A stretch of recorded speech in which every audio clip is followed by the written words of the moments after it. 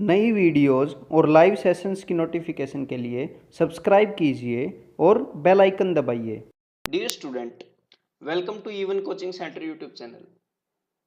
SSC CGL 2016 tier 1 का exam जो कि 42 शिफ्ट्स के अंदर हुआ था, उसके अंदर percentage, profit and loss and interest, इसके 160 प्लस क्वेश्चंस आए थे जो मैंने ऑब्जर्व किए हैं सारे।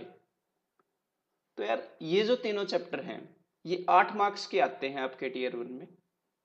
तो उन 160 प्लस क्वेश्चंस में से मैंने 80 प्लस क्वेश्चंस छांटे हैं बिकॉज काफी रिपीटेटिव थे कंसेप्ट्स। अरिथमेटिक के अंदर तो ऐसा होता ही है। परसेंटेज इनमें बहुत ही ज्यादा इजी था और interest and profit and loss बिल्कुल मॉडरेट से भी थोड़े से नीचे थे, एवरेज थे, इतने ज्यादा डिफिकल्ट नहीं थे बिकॉज 2016 इजी आया था। तो मैं क्या करूंगा इस वीडियो के अंदर, इन तीनों के सारे कंसेप्ट्स, देखिए मैं क्वेश्चंस कवर नहीं कर रहा हूं, एक हिसाब से मैं कंसेप्ट्स कवर कर रहा हूं, इनके सारे concepts as soon as possible cover करूंगा। तो इस वीडियो के अंदर कंसेप्ट लर्निंग इतना खास नहीं होगा कि अगर आप फर्स्ट टाइम देख रहे हो percentage, profit and loss and interest की चीज की वीडियो, तो कंसेप्ट लर्निंग नहीं होगा। कंसेप्ट लर्निंग के लिए आप मेरे डिटेल्ड वीडियो लेक्चर्स देख सकते हो। ये उन स्टूडेंट्स के लिए है जिन्होंने एक बार क्वांट का सिलेबस कर लिया है एटलीस्ट और अपने सिलेबस को रिवाइज करना चाहते हैं एग्जाम से पहले। तो कंसेप्ट्स की रिवीजन हो जाएगी, कंसेप्ट्स मैं रिमाइंड कराऊंगा, उनके लिए बहुत अच्छी रहेगी। तो अभी स्टार्ट करते हैं। ग्रेजुअली लेवल बढ़ाएंगे क्वेश्चंस का और धीरे धीरे सारे कंसेप्ट्स कवर कर लेंगे। e1coachingcenter.com. So stay charged, we are starting the concepts. What percent of a day is 36 minutes? तो 36 मिनट एक दिन का कितना परसेंट हिस्सा है? तो 36 मिनट्स के अंदर कितने घंटे होते हैं ये बताइए। इतने आवर्स होंगे, मैंने आवर्स में कन्वर्ट कर लिया। और एक दिन में कितने आवर्स होते हैं? एक दिन में 24 आवर्स होते हैं। तो 36 मिनट्स सिर्फ इतना हिस्सा है 24 आवर्स में, मतलब दिन में सिर्फ इतना हिस्सा है और इनटू 100, तो ये आ जाएगा आपका आंसर। तो एक बार इसको कैंसिल आउट कर लेते हैं। 12 3 एंड 12 2 then we have 0 0 2 5 3 2 तो it is 5/2, that is 2.5%। तो इसका आंसर क्या हो जाएगा? ऑप्शन 2। ठीक है, आगे बढ़ते हैं फिर। If the value of a company stock drops from 25 rupees per share to rupees 21 per share, तो यार सिंपल सी बात है, एक शेयर की वैल्यू 25 रुपीज थी, बाद में 21 हो गई, तो कितने परसेंट कम हो गई? The percentage decrease. तो 4 कम होगी 25 पर, तो 100 में से कितनी कम हो जाएगी? 16 कम हो जाएगी। तो आंसर क्या हो जाएगा? 16%। These are easy questions. In a village panchayat society, 574 names are enlisted as below poverty level. If 14% of the village, ये below poverty level है, if 14% of the villagers are below poverty level, तो 14% villagers below poverty line है। इसका मतलब ये जो value है ये 14% की वैल्यू है। तो find the total number of villagers. तो भाई 14% की वैल्यू ये है, तो 1% की वैल्यू क्या होगी? 14 से डिवाइड कर लेते हैं। 14 4 जा 56 एंड 14 1 जा 14, तो 100% की वैल्यू क्या होगी? 4100 and the answer is option 1। In a marriage party 32% are women, 54% are men and there are 196 children. तो 32% एंड 54% दोनों मिलाकर हो गए जी 86%। तो जो चिल्ड्रन बच्चे हैं वो परसेंटेज में हो गए 14%, और एग्जामिनर ने बोला है ये है 196। तो 14% की वैल्यू है 196, तो 1% की वैल्यू होगी 14। और अब पूछा क्या है एग्जामिनर ने, सीधा वो देखेंगे, सीधा 100% नहीं निकालेंगे। अब उसने पूछा है how many men are there, तो मेन है 54%, तो इसका 54 times, the answer will be 756, that is option 1। तो इन क्वेश्चंस को मैं ऐसे ही लगातार सोल्व करता रहूंगा।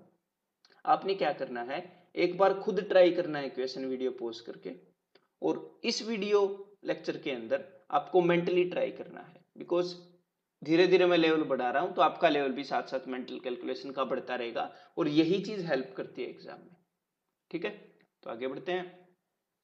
इन a school there are 1500 students, 44% of them are girls.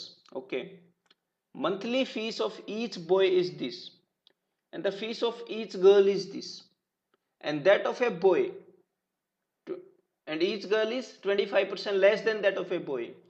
The sum of fees of boys and girls is, तो 44% गर्ल्स हैं, तो बाकी के 56% बॉयज हो जाएंगे। तो इसमें तो यार बिल्कुल सिंपल से हम वेटेड एवरेज से भी कर सकते हैं, लेकिन सिंपल वे से कर लेते हैं ना। 44% गर्ल्स हैं, 44% का मतलब है कि 100 में से 14, तो 1500 के अंदर कितने 100 हैं, कितने 100 हैं, 1500। 1500 से ना हर एक 100 में से 44 हैं, तो इसमें से इतने गर्ल होंगे। ठीक है, और बॉय कितने होंगे, 56%, तो इतने बॉय होंगे। हर एक बॉय की फीस कितनी है, 540 है। हर एक गर्ल की फीस कितनी है, हर एक गर्ल की फीस है 25% less than that of a boy. तो यार बॉय की फीस में से 25% घटा दो, कोई बड़ी बात नहीं है। इसका 1/4 कितना होगा, इसका 1/4 है 135। मैंने 2 बार हाफ कर लिया। ठीक है, 25% मीन्स 1/4, मैंने 2 बार हाफ कर लिया। इसका हाफ 270, 270 का हाफ 135, तो 540 minus 135 is equal to 405। So this is the fees of a girl. तो बस इनको ऐड कर दीजिए, यही काम आपको करना था। इन दोनों में से मैंने 15 को कॉमन ले लिया। ठीक है, तो अंदर इन दोनों का प्रोडक्ट होगा। इन दोनों का प्रोडक्ट क्या होगा वो एक बार देख लेते हैं। सो 44 5 this is 220, 2 carried forward, 44 4 176 and 2 178, then 56 540, that will be, this will be 24 6 4, and then we have 60 and half is 30। तो इन दोनों को ऐड कर लेते हैं। then we have 0 6 and 0 8 and 4 into 15, तो 0 0 9 0 7 2 7 2 0 9 0 0, this is the answer. Okay, option 3। इसको weighted average से भी कर सकते थे। As salary is 15% more than that of B, A की सैलरी बी से 15% ज्यादा है, तो यार ए की सैलरी 150 है, सॉरी दिस वाज 50%, और बी की सैलरी 100 है, ऐसा अज्यूम कर सकते हैं, ए की 50% ज्यादा है। Then B salary is less than that of A is, तो बी की सैलरी ए से कितनी कम है, तो बी की सैलरी 50 कम है ना, किससे, ए से, 150 से। ठीक है, 1/3 कम है, 1/3 का मतलब है 33.33। ठीक है, so the answer will be option B. इसके अंदर मैं डिफिकल्ट क्वेश्चंस या कुछ ऐसे क्वेश्चंस कवर करने की कोशिश नहीं कर रहा हूं बाय टैग, मैं सारे लेवल के क्वेश्चंस कवर करने की कोशिश कर रहा हूं। सो बने रहिए, आगे बढ़ते रहेंगे, ताकि सारे लेवल के, क्यों, ताकि सारे कंसेप्ट कवर हो पाए।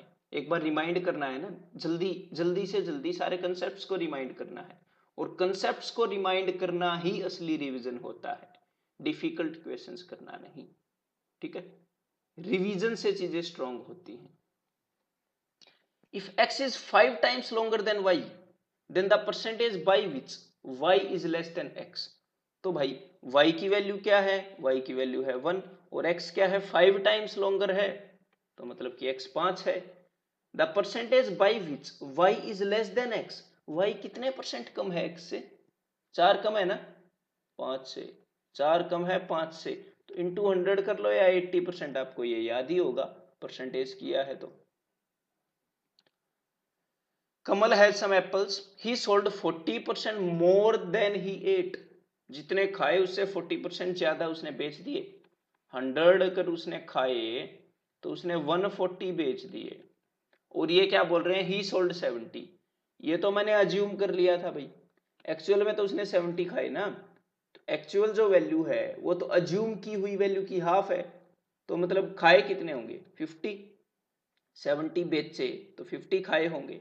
और यहां पर इन्होंने पूछा क्या है, how many did he eat, so the answer will be option 3। What is the difference between 0.06 and 0.06%? तो यार 0.06 का मतलब तो यही है जो साफ साफ दिख रहा है। 0.6% का मतलब क्या है ये बता देता हूं। जैसे 20% का मतलब क्या होता है, 20% का मतलब होता है 1/5, और 1/5 का मतलब है 0.2। तो 20% का ये मतलब है ना, तो 20% का ये मतलब कैसे आएगा, इसको 100 से डिवाइड कर दो तब पता लगेगा कि ये फ्रैक्शन में किस चीज की बात कर रहा है। तो ये जो 0.6% है इसको भी आप 100 से डिवाइड कर दो तो पता लगेगा कि ये किस चीज की बात कर रहा है। तो this is 0.6% and this is 0.6, तो इनका फर्क तो आपको पता लग ही गया होगा, 0.594 and the answer becomes option 2। Okay, 61/4% of this, 12.5% of this is equal to, तो यहां पर क्या चेक कर रहा है एग्जामिनर, यहां पर चेक कर रहा है आपकी फ्रैक्शन वर्सेस परसेंटेज की नॉलेज, बिकॉज 12.5% होता है 1/8, तो आप इजीली देखकर बता दोगे कि इसकी वैल्यू है 100। और ये क्या होता है ये मैं बता सकता हूं कि आप किस चीज से रिलेट करोगे कि भाई 1/8 क्या होता है 12.5, 1/8 इज 12.5%, तो 1/8 का हाफ कर दो, 6.25% ना इसका हाफ, तो 1/8 का हाफ कितना होगा 1/16। एक ही चीज यूज की है दोनों जगह, तो यहां पर 1/16, तो इस चीज का 1/16 कितना होगा यार 100 हो जाएगा। तो सिंपली देखकर आप बोल सकते हो answer is 200, that is option second. ठीक है, there are 1400 students in a school, 25% of those wear spectacles, 25% specs wear करते हैं, 2/7 ऑफ दोज वियरिंग स्पेक्स, जितने स्पेक्स पहनते हैं उसका 2/7 बॉयज हैं। हमने क्या निकालना है, how many girls in the school wear specs. तो देखिए यार टोटल बॉयज इतने, स्पेक्स कितने पहनते हैं 1/4, तो ये आ गए भाई, ये this was not total boys, total students, total students इतने 1/4 स्पेक्स पहनते हैं, तो ये सारे स्पेक्स पहनने वाले आ गए। इसमें से 2/7 बॉयज हैं, तो गर्ल्स कितने होंगे 5/7, 1 - 2/7, 5/7 क्या होंगे गर्ल्स, हमने निकाले हैं गर्ल्स, तो यहां पर कर लो इसका 5/7। ठीक है, तो 28 5 140 and the answer will B 250, that is option 1। Okay, starting with 8000 workers, the company increased the number of workers by 5%, 10% and 20%। तो कंपनी क्या कर रही है, नंबर ऑफ वर्कर्स बढ़ा रही है 5%, 10%, 20%, तो हम क्या करेंगे, हम भी बढ़ा देंगे। देखिए एक वे क्या है, नंबर ऑफ वर्कर्स निकाल कर इसके अंदर ऐड करते रहो, या फिर क्या है ऐसे बढ़ाते रहो, 5% मोर, 10% मोर, ये आई होप ये आपको पता लग गया होगा 10% ऐसे आया, एंड 20% मोर 120/100 दैट इज 6/5। ठीक है, सो 1000 से 1000 गोट कैंसल्ड एंड 5 से this goes to 21, so 21 8 that will be 168, 168 into 6 we have 960 और 48, that is 1008 into 11 करने से हमें मिल जाएगा 88011, so the answer will be option second। ठीक है, as salary was decreased by 50%, A की सैलरी 50% घटा दी एंड सब्सिक्वेंटली इंक्रीज बाय 50%, फिर 50% बढ़ा दी, तो how much percent does he loss. तो यार उसकी सैलरी अज्यूम कर ली हमने 100, 50% घटा दी तो हो गई 50, फिर 50% बढ़ा दी, तो 50 का 50% कितना होता है 50 का आधा 25, फिर 25 बढ़ा दी, तो सैलरी कितनी हो गई 75। अब ये पूछ रहे हैं कि यार ओवरऑल कितने परसेंट का लॉस हुआ, तो यार 100 की सैलरी थी स्टार्टिंग में, ये दोनों चेंजेस के बाद 75 की हो गई, तो ओवरऑल कितने का लॉस हुआ 25% का लॉस हो गया, दैट इज ऑप्शन 1। ठीक है, the price of rice has increase by 60%, तो यार राइस का प्राइस 60% बढ़ा दिया, 100% से 160% पर ले गए in order to restore the original price. मतलब ओरिजिनल प्राइस को मेंटेन रखना है, पहले तो बढ़ा दिया ना, अब घटाना है, तो न्यू प्राइस को कितना घटाएं? तो भाई देख लो कितना घटाओगे, 60 घटाओगे ना, 60 घटाओगे, लेकिन कितने पर से, कितने में से 60? इस बार 160 में से 60 घटाएंगे, तो 60 is what percent of 160? 23 जा 28 जा, that is 37.5%। सो 37.5% घटाएंगे। इन क्वेश्चंस को ऐसे डील करना है, ठीक है। A person loses 75% of his money in the first bat. तो फर्स्ट बैट उसने जुआ खेल रहा है, पहली बाजी में क्या हुआ, 75% मनी हार गया। 75% of the remaining in the second bat, तो जितने रुपए बचे थे उसका 75% फिर हार गया। And 75% of the remaining in the third bat, तीसरी बैट में फिर 75% हार गया और घर पर 2 रुपए के साथ गया। यही होता है जुआ खेलने वालों के साथ। तो भैया आपने क्या करना है, आपने कंसंट्रेट करना है कि कितने रुपए बचे हमेशा, ठीक है। तो सपोज उसके पास स्टार्टिंग में ₹8 थे, तो उसको 75% मनी हार गया। 75% फ्रैक्शन में क्या होता है, 3/4। तो आपने कंसंट्रेट करना भी बचा कितना, उसके हाथ में कितने रुपए बचे, तो उसके हाथ में तो बचे 1/4, 3/4 हार गया था। तो भाई आर का जो भी 1/4 बनता है उतने बचे, उसने फिर 3/4 इसमें से गंवा दिए, तो फिर 1/4 बचे, फिर 3/4 गंवा दिए, तो फिर 1/4 बचे, और ये सारा मिलकर क्या बना, सिर्फ 2 रुपए बचे भाई। 3 बार 1/4 बचे तो 2 रुपए बचे। तो आर की वैल्यू क्या होगी, ये जो 4 का क्यूब है ये उस साइड ऊपर जाएगा, तो आंसर विल बी 64 इंटू 2 128। 128 रुपए थे उसके पास स्टार्टिंग में, ठीक है। What will be the percentage of increase in the area of a square? एक स्क्वेयर के एरिया में कितना परसेंट का इंक्रीमेंट होगा when each of its side is increased by 10%? तो यार सिंपल सी बात है, स्क्वेयर का एरिया होता है साइड इंटू साइड। अब दोनों में से हर एक वैल्यू 10% इंक्रीज हो गई, तो इसके 3 वे हैं, मैं तीनों बता देता हूं कि बार बार क्वेश्चंस रिपीट ना करनी पड़े, तीनों कंसेप्ट पता लग जाए। तो यार सबसे पहला एक कंसेप्ट है कि 10% इंक्रीज का मतलब है 1.1 टाइम्स। ये कहां से आया, ये आया 11/10 से, 110/100 से 10% increase. So this is again 1.1। तो इन दोनों का प्रोडक्ट क्या हो जाएगा, इन दोनों का प्रोडक्ट हो जाएगा, बिकॉज इन दोनों के प्रोडक्ट से ही एरिया बनता है, तो इन दोनों के प्रोडक्ट ये कितने गुना हुए उतने गुना एरिया होगा। This is first method. तो एरिया बिकम 1.21%। तो भाई एरिया हो गया 100 से 121, तो ओवरऑल नेट चेंज आ गया 21%। तो ये तो है पहला तरीका। दूसरा तरीका है आप 100 अज्यूम कर लो एरिया को, एरिया को 100 अज्यूम किया, साइड 10% बढ़ी तो एरिया भी 10% बढ़ेगा। ये हो गया जी 10% बढ़ के 110। अब फिर से 10% बढ़ेगा, दूसरी साइड भी 10% बढ़ी है, तो 2 बार 10% बढ़ाना है, तो 110 का 10% इज 11, 10% ऑफ 110 इज 11, तो 121। तो देख लीजिए पहले 100 था अब 121 हो गया, तो फिर से 21% का चेंज। देन थर्ड कंसेप्ट है जो कंजिक्यूटिव परसेंटेज इंक्रीज में लगता है। मतलब आपने ये नहीं रटना कि इस क्वेश्चन में ऐसे होता है, जब भी कंजिक्यूटिवली परसेंटेज चेंज आता है, इंक्रीज हो या डिक्रीज हो, किसी भी क्वेश्चन में हो, तो ये फॉर्मूला लगा सकते हैं, ठीक है। इसको हम एंड तक यूज करेंगे इस वीडियो के।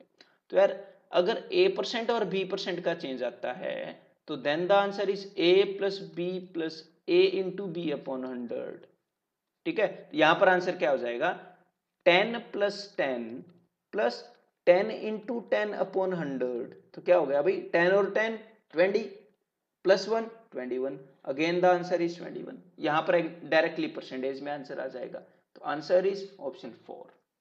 तो ये तीनों वे आपको पता होने चाहिए, ठीक है। The length of a rectangle is increase by 25%।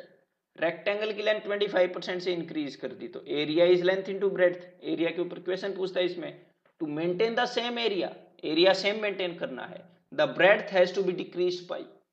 जो मैंने तीनों मेथड बताए ना लास्ट क्वेश्चन में, तीनों से कर सकते हैं इसको, लेकिन इजीएस्ट वे क्या होगा कि यार एरिया अज्यूम कर लिया 100 है, लेंथ को 25% इंक्रीज किया, तो एरिया भी 25% इंक्रीज हो जाएगा, डायरेक्टली प्रोपोर्शनल है लेंथ के एरिया। तो 125 हो गया एरिया। अब मैं ब्रेड्थ को कितना घटाऊं कि एरिया 125 से 100 हो जाए, तो भाई 25 घटाना पड़ेगा, तभी तो 125 से 100 पर आएगा। 25 घटाना पड़ेगा 125 से, तो 25 is what percent of 125? This is 1/5 and the answer will be 20%. Answer is option 1. Due to a price hike of 20%, 4 kg less sugar is available, 4 rupees 120. क्या हुआ? 20% प्राइस बढ़ गया, इस कारण 4 kg शुगर कम मिली। कितने रुपए में? 120 रुपीज में। 120 रुपीज पहले भी लेके जाते थे, अब भी, लेकिन अब 4 किलो शुगर कम मिली। What is the initial price?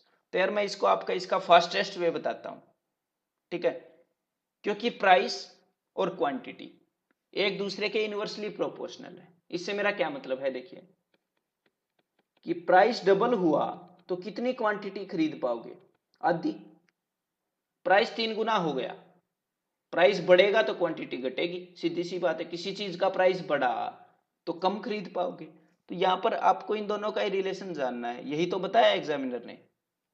देखिए प्राइस बढ़ गया कम खरीद पाया, प्राइस घट गया ज्यादा खरीद पाया, ऐसे होते हैं इक्वेशंस। तो ये देखो कि प्राइस पर क्या फर्क पड़ा है कि पहले अगर आप 100% रुपीज लगाते थे, प्राइस अगर पहले 100 था तो आज 120% है, 20% ज्यादा हो गया ना। तो जस्ट प्राइस का रेशियो बताइए क्या है? 5:6।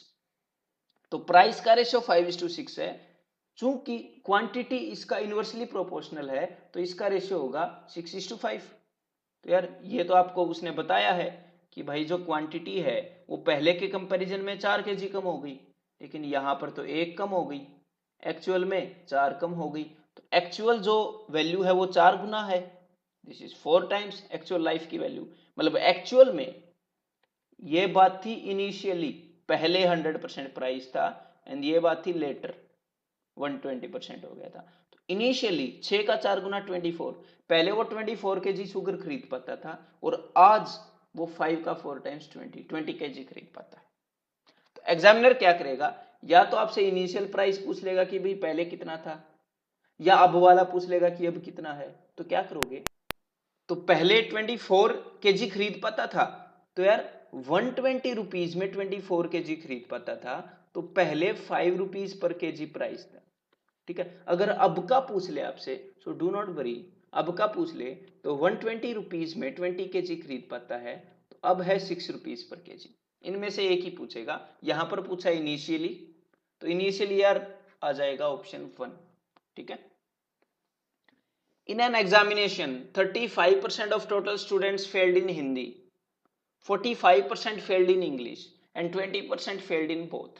तो आपने सिंपली क्या करना है भाई, ऐसे क्वेश्चन में या तो मेंटली एक वेन डायग्राम बना लो कि जितने भी स्टूडेंट हिंदी में फेल हुए वो मैं लिखूंगा इस सर्कल के अंदर, और जितने भी इंग्लिश में फेल हुए वो मैं लिखूंगा इसके अंदर।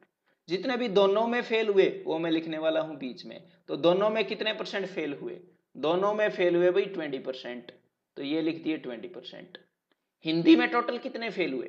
हिंदी में फेल हुए 35%, तो इस सर्कल के अंदर 35 आएंगे, 20 ऑलरेडी हैं इस सर्कल में, तो 15% ऐसे हैं जो सिर्फ हिंदी में फेल हुए। और इंग्लिश में कितने फेल हुए टोटल? इंग्लिश में फेल हुए 45%, तो पूरे सर्कल के अंदर 45 आएंगे, तो 20 आ चुके हैं, तो यहां पर होंगे 25%। तो भाई ओवरऑल कितने स्टूडेंट्स हैं जो फेल हुए? इस क्वेश्चन में फेलियर्स की काफी डिमांड है, तो 15 + 25 40 + 20 60%। ओवरऑल 60% फेल हुए। तो find the percentage of student who passes in both. 60% fail हो गए, कोई एक में, कोई दूसरे में, कोई दोनों में। 60% फेल हो गए, तो पास कितने हुए? 100% - 60%। 40% ऐसे हैं जो कभी भी फेल नहीं हुए, बिकॉज हमने फेल होने का हर एक केस हटा दिया। तो आंसर इज ऑप्शन 4, ठीक है। और आपको एक बात याद रखनी है यार कि greatness takes time, greatness achieve करने में टाइम लगता है, ठीक है। एक Rolls Royce, the expensive most expensive car of the world, जिसको लगता है 6 मंथ्स बनाने में, जहां पे, और एक टोयोटा जैसे एक एवरेज कार बनाने में 13 घंटे लगते हैं। 13 घंटे में एक टोयोटा की car from scratch to full car design कर सकते हैं, मतलब प्रोड्यूस कर सकते हैं डिजाइन की हुई।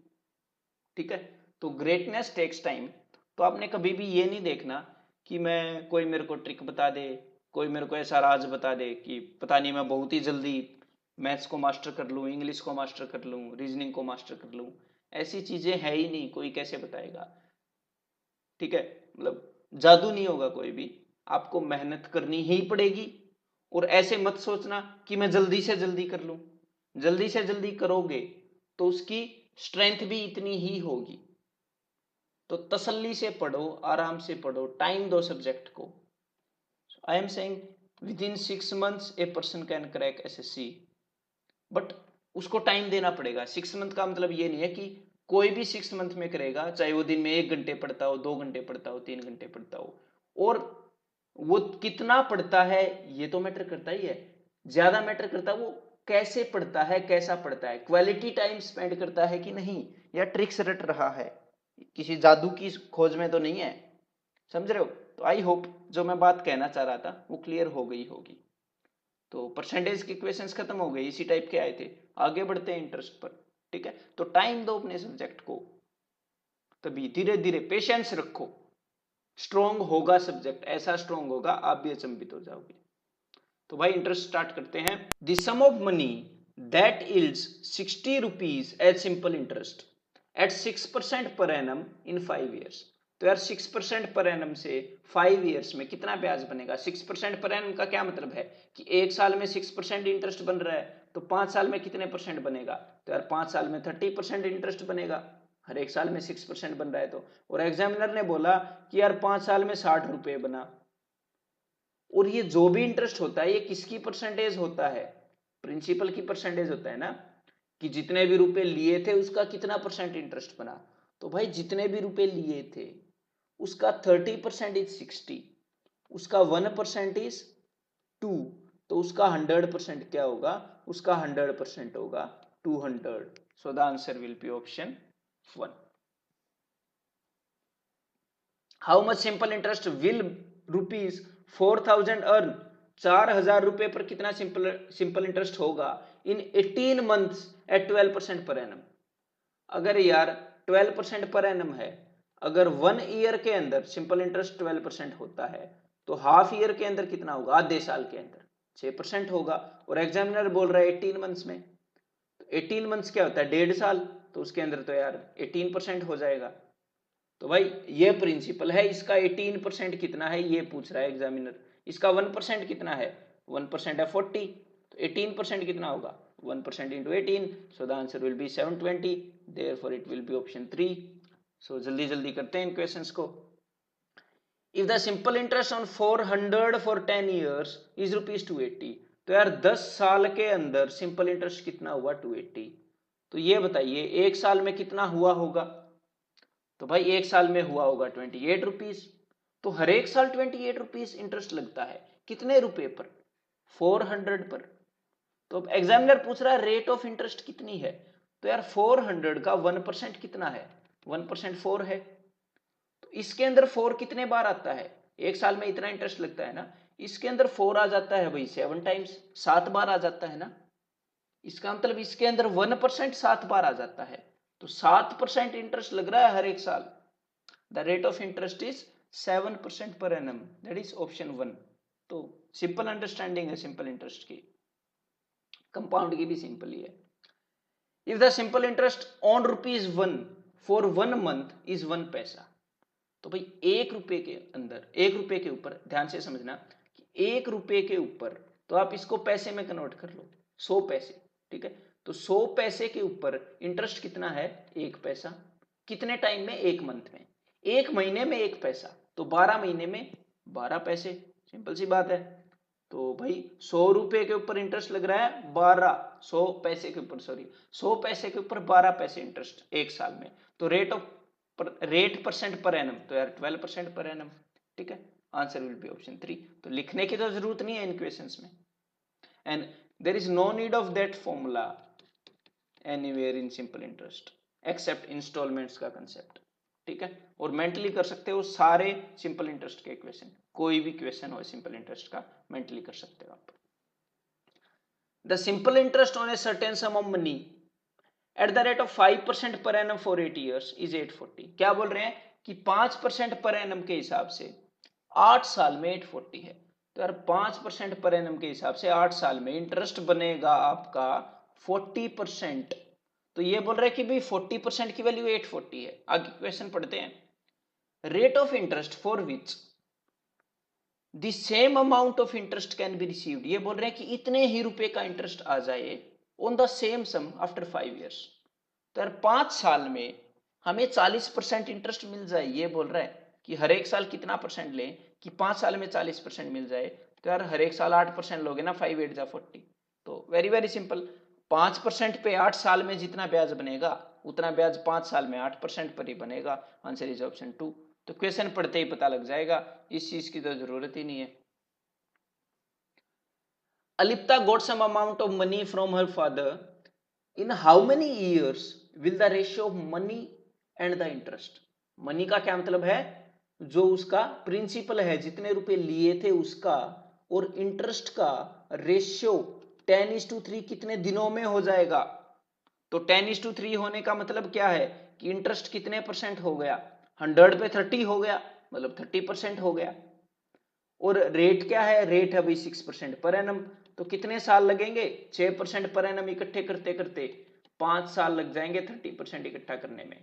तो आंसर क्या हो जाएगा, ऑप्शन 3। ठीक है, इस अंडरस्टैंडिंग को समझते रहो। अगर आपने पहले वीडियो लेक्चर देखे हैं तो इजीली इन क्वेश्चंस को आप कर लोगे। इसके अंदर ऑप्शंस अवेलेबल है नहीं। फॉर व्हाट सम, किस सम के लिए, will the simple interest eight R%, तो सिंपल इंटरेस्ट की रेट क्या है R%, for 2 years will be R। तो यार कितना प्रिंसिपल हो कि R% पर एनम पर 2 साल में R रुपए इंटरेस्ट हो जाए। तो यार R% पर एनम का मतलब क्या है, R% पर एनम का मतलब है कि 100 पे R, या फिर आप क्या कह सकते हो कि R% पर एनम पर 2 साल में कितना इंटरेस्ट होगा, मेरे को ये बताइए। 2 साल में R% हर एक साल, तो 2 साल में 2R% है ना। और यहां पर कितना इंटरेस्ट हुआ, R रुपीज। तो मतलब 2R% की वैल्यू R रुपीज होगी, क्योंकि यहां पर 2R% इंटरेस्ट होना चाहिए, यहां पर R रुपए हुआ है। तो 2R% is equal to R, therefore 1% is equal to R/2R। Otherwise ये देख के आंसर तो आ जाता है, अगर परसेंटेज की अच्छी अंडरस्टैंडिंग है तो। 100% इज इक्वल टू 100% मनी में देख रहा हूं 50 रुपए हैं भाई, 50 रुपए के ऊपर R% पर एनम के हिसाब से 2 साल में R रुपए होंगे। तो यहां पर ऑप्शंस अवेलेबल नहीं थे, डिस्टोर्टेड फॉर्म में थे, लिखे नहीं मैंने। तो आंसर क्या होगा जी, 50। The simple interest on 2000 for 2 years is ₹75 पर 1000। 75 पर 1000 बोल रहे हैं, पूछ रहे हैं आपसे कि अगर परसेंट नहीं पूछ रहे कि हर एक 1000 पर 75 लगाएं। तो यार अगर हर एक 1000 पर 75 लगाएंगे पर एनम, तो यहां पर कितने 1000 है, यहां पर तो 2000 है, तो कितना लग जाएगा 150 रुपीज इंटरेस्ट हो जाएगा पर एनम हर एक साल में। लेकिन यहां पर 2 साल हैं, तो यार 2 साल में 300 रुपए हो जाएगा। Very very simple, answer is option 2। The simple interest on a sum for 5 years, 5 साल में सिंपल इंटरेस्ट 2/5 हो गया, 2/5 सम का। और 2/5 का मतलब कितना परसेंट, इंटू 100 कर दो, पता लग जाएगा 40%। तो यार 5 साल में 40% इंटरेस्ट हो गया, तो हर एक साल कितना होता होगा, 8% होता होगा। Rate of interest per annum is 8%। और अब यहां पर इन्होंने क्या पूछा है, रेट ऑफ इंटरेस्ट। तो यहां पर इन्होंने आपको फ्रैक्शन में दे दिया, ठीक है, ऐसे दे दिया उन्होंने, फ्रैक्शन में पूछा नहीं लेकिन दे दिया। तो यार नो वरीज, कभी कभी ऑप्शंस देख के भी आपको समझ जाना चाहिए। He is asking this, option second. At what percent of simple interest will a sum of money double itself? तो यार इस टाइप के क्वेश्चंस को कैसे करोगे मैं बता देता हूं। जब भी ये पूछे इतने गुना हो गया, डबल हो गया, ट्रिपल हो गया, क्वाड्रपल्ड हो गया, 4 गुना, तो आप क्या करोगे, ये पूछोगे अपने आप से कि भाई कितने परसेंट ऐड हुआ। सिंपल इंटरेस्ट क्या है, कुछ नहीं है, एडिशन की सीरीज है बस। हर एक साल 10% ऐड होगा, तो हर एक साल 10% ऐड होता रहेगा। तो सम ऑफ मनी डबल हो गया, तो भाई कितने परसेंट ऐड हो गया? 100% से 200% हो गया, है ना, डबल हो गया। तो कितने परसेंट ऐड हो गया यार? 100% एक्स्ट्रा ऐड हो गया। ये 100% एक्स्ट्रा ऐड होने में कितने साल लगे? 15 ईयर्स। तो हर एक साल में कितना ऐड हुआ होगा? भाई इतना ऐड हुआ होगा। तो इसको सोल्व कर लो। 15 6 90, 10/15, तो आंसर विल बी 62/3%। ठीक है, that is option 2। A sum of money deposited in a bank at simple interest is doubled in 6 years. 6 साल में डबल हो जाता है इस बैंक में। Then after 12 years the amount will be। तो यार 6 साल में डबल और सिंपल इंटरेस्ट की बात है, तो क्या देखोगे कितने परसेंट एक्स्ट्रा ऐड हुआ? डबल का मतलब है 100% से 200% हो जाना, तो एक्स्ट्रा 100% ऐड हो जाना। तो यार 6 साल में 100% एक्स्ट्रा ऐड हो जाता है, ऐसे समझोगे। एक्स्ट्रा कितना ऐड हुआ? 100% 6 साल में। तो यार 12 साल में इसका डबल है, तो 200% एक्स्ट्रा ऐड हो जाएगा। तो जो चीज 200% एक्स्ट्रा ऐड होगी, इसका क्या मतलब है कि स्टार्टिंग में अगर 100% थी तो 300% हो जाएगी वैल्यू। तो कितने गुना हो गया? 3 गुना हो गया, 3 times the original amount. Answer will be option 2। ठीक है। The rate of simple interest for which a sum of money becomes 5 times, 5 गुना। दिमाग में सोचो जस्ट, 100% से 500% हो गया, तो एक्स्ट्रा कितना ऐड हुआ? 400% एक्स्ट्रा ऐड हुआ। दिमाग में सोच सकते हो, 400% एक्स्ट्रा ऐड हुआ कितने साल में? 8 साल में। तो यार हर एक साल कितना एक्स्ट्रा ऐड हुआ होगा? 400% ऐड होने में 8 साल लग गए, तो पक्का 50% ऐड हो रहा होगा हर एक साल, है ना। तो रेट ऑफ इंटरेस्ट क्या हो जाएगी? ऑप्शन 3। ठीक है। A sum of money doubles itself in 8 years. Double का मतलब 100 से 200, मतलब 100% एक्स्ट्रा ऐड हो जाता है 8 साल में। देन द इंटरेस्ट रेट, तो यार हर एक साल कितना ऐड होता होगा? एक साल में भाई 100/8, और ये 1/8 की फ्रैक्शन आपको पता ही है, 12.5%। सो द आंसर इज ऑप्शन 4। बस ये हैं ये क्वेश्चंस, ऐसे मेंटली कर सकते हो इनको। The rate of simple interest per annum at which a sum of money doubles. Sum of money double हो जाता है, 100% से 200% हो जाता है, मतलब 100% एक्स्ट्रा ऐड हो जाता है इतने साल में। तो भाई 100 को 16.66 से डिवाइड कर रहे हैं, 16 2/3, तो ये आपको पता ही अच्छे आएगा। क्यों? क्योंकि 1/6 की वैल्यू क्या होती है? 16.66। 1/6 इंटू 100, 100 को जब 6 से डिवाइड करते हैं तो ये आता है, तो 100 को जब इससे डिवाइड करेंगे तो 6 आएगा। तो आंसर क्या हो जाएगा? ऑप्शन 3। ठीक है। तो इन क्वेश्चंस को छोड़ना नहीं है बिल्कुल भी। अब ये क्वेश्चन करते हैं next, a good question. A money lender lands ₹400 for 3 years. तो यार 400 रुपए 3 साल के लिए दे दिए एक आदमी को। ठीक है, तो ये देखिए 400 रुपए दे दिए, उसको बोला भाई 3 साल में लौटा देना। एक दूसरे आदमी को क्या किया? 500 रुपए दे दिए और बोला 4 साल में दे देना, at the same rate of simple interest. If altogether he receives ₹160 as interest. कुल मिलाकर 160 रुपए इंटरेस्ट मिला। What is the rate of interest per annum? तो यहां पर आप R% एज्यूम भी कर सकते हैं, लेकिन उसकी कोई जरूरत नहीं है। यहां पर आप क्या देखोगे? ध्यान से सुनना मेरी बात को, ठीक है। इट्स ए बिट कंसेप्चुअल, देख कर लोगे इन क्वेश्चंस को। ठीक है, ऑप्शन 1 आ गया, देखो मतलब सोल्व हो गया इतना जल्दी। देखिए 400 रुपए 3 साल के लिए दे दो, या फिर देखिए 400 रुपए 3 साल के लिए दे दो, या फिर मैंने क्या किया? सम ऑफ मनी को 3 गुना कर दिया। सम ऑफ मनी को 3 गुना मैं कर रहा हूं। 1200 रुपए इसकी जगह पर अगर मैं 1200 इसका 3 गुना 1 साल के लिए दे दूं, एक ही बात है ना। इसका 3 गुना समय, मैंने टाइम को 1/3 कर दिया, इसको 3 गुना कर दिया। ऐसा कर सकते हैं। 400 रुपए 3 साल के लिए दे दो, या 1200 रुपए 1 साल के लिए दे दो, इंटरेस्ट उतना ही लगेगा। तो यहां पर क्या किया? इस मनी को 4 गुना कर दिया कि यार, या फिर 2000 रुपए 1 साल के लिए दे दो, इसको 1/4 कर दिया, इसको 4 गुना कर दिया। तो उस आदमी ने क्या किया? ऐसे अज्यूम करो कि 1200 रुपए दिए 1 साल के लिए और 2000 रुपए दिए 1 साल के लिए। तो ओवरऑल उसने क्या किया? ओवरऑल उसने 3200 रुपीज दिए 1 साल के लिए। तो यार 3200 रुपीज पर 1 साल में कितना इंटरेस्ट लग गया? 160 रुपीज। और 160 इसका कितने परसेंट है, दिख रहा है 5%, क्योंकि इसका 10% है 320, तो 5% कितना होगा 160, तो simply answer will be option 5. I hope you got it. In simple interest rate per annum a certain sum amounts to this in 2 years and this in 3 years. तो यार 2 साल में कितना हो गया, 2 साल में हो गया 5182 और 3 साल में हो गया 5832. सो देन द प्रिंसिपल, तो यार सीधी सी बात है, कुछ प्रिंसिपल था उसके अंदर 2 बार कुछ ऐड हुआ तो इतना हो गया. अमाउंट का क्या मतलब है, 2 बार ब्याज ऐड हुआ और 1 बार ऐड हुआ तो इतना हो गया. तो देख लो भाई 1 साल में कितना ऐड होता है, इसमें से ये सब्ट्रैक्ट कर दो. तो 1 साल में ऐड होता है 0, 5 एंड 6. ठीक है, तो 650 ऐड होता है 1 साल में, तो 2 साल में कितना ऐड होता होगा 650 प्लस 650 1300. तो 1300 ऐड होके यहां तक बात पहुंची है, तो इसमें से 1300 घटा दो. सो the answer will B 3882, that is option 3. A sum of money amounts to this, एक sum of money का amount हो जाता है, ध्यान रहे amount इतना हो जाता है at 10% compounded annually for 3 years. तो कुछ प्रिंसिपल था, 10% उसके ऊपर कंपाउंड इंटरेस्ट लगाया, मतलब उसको यार 3 बार 10% बढ़ाया, 3 साल की बात है, कंपाउंडेड एन्युअली है, तब जाके वो इतना हुआ. ठीक है, तो ये पूछ रहे हैं प्रिंसिपल कितना है, तो सिंपल सी बात है 11 से इसको मैं कैंसिल कर रहा हूं.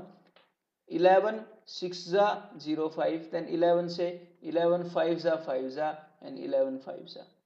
सो तीनों 10 उधर भेज दो ऊपर, तो P की वैल्यू आ जाएगी 5K 5000. So the answer is option 1.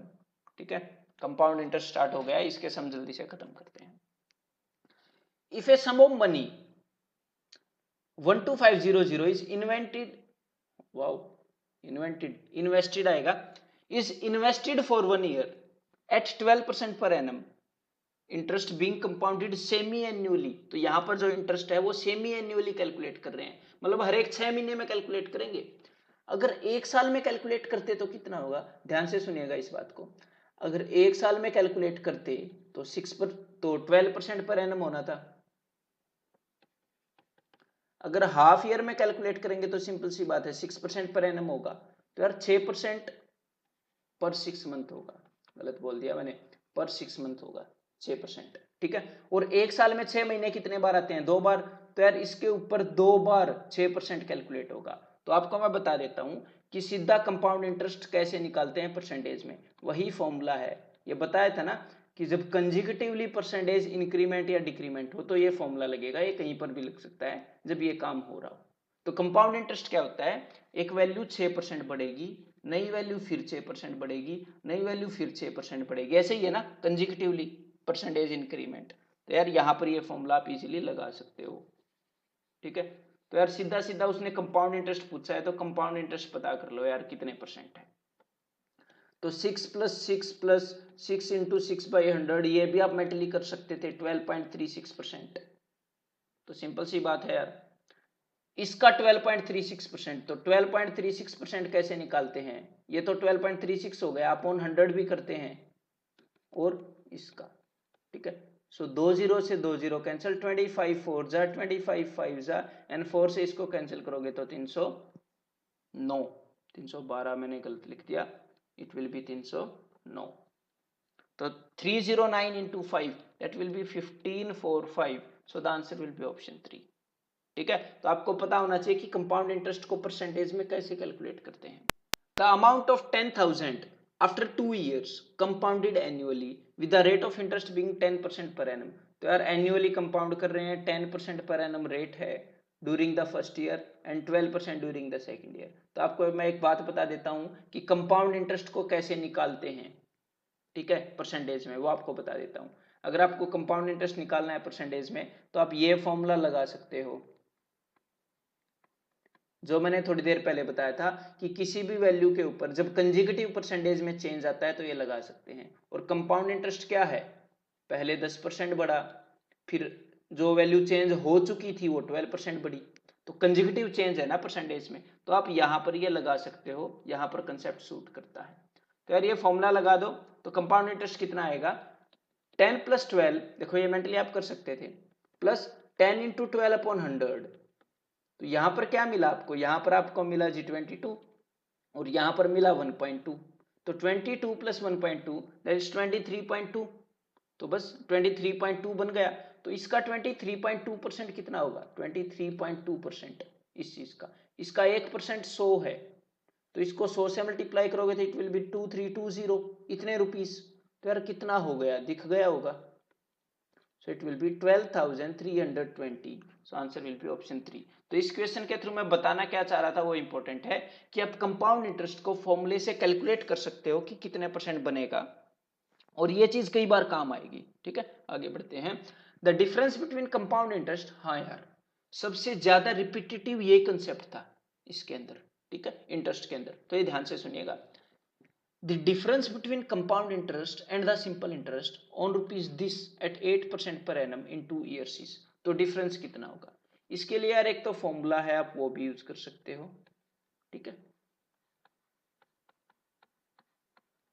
ये फॉर्मूला है 2 साल के लिए SI और CI में इतने का डिफरेंस होता है। यहां पर आप वैल्यूज पुट कर सकते हो, या फिर आप क्या देख सकते हो, आपको मैं एक अंडरस्टैंडिंग बताता हूं कि 2 साल में SI और CI में पता है कितने का फर्क होता है, इंटरेस्ट ऑन इंटरेस्ट। तो इसको थोड़ा सा डायग्राम से बता देते हैं। ये प्रिंसिपल है, यहां पर 8% का एग्जाम्पल लेते हैं। इसका 8% जो भी होगा वो क्या होगा, इंटरेस्ट होगा ना।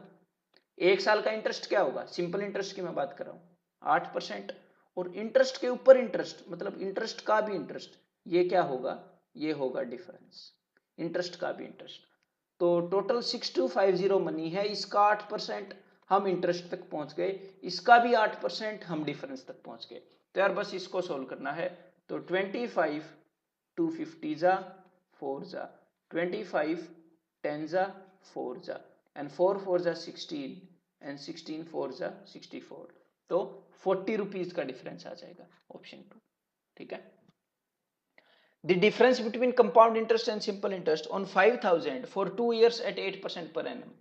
तो यार सीधी सी बात है, पहले इसका 8%, इसका 1% कितना है, इसका 1% है 50, तो 8% कितना होगा 400। अब इसका 8% कितना होगा 32, तो डिफरेंस कितना होगा, ऑप्शन 4। ठीक है, सो विदाउट यूजिंग फॉर्मूला आप कर सकते हो इन क्वेश्चंस को। आगे बढ़ते हैं फिर।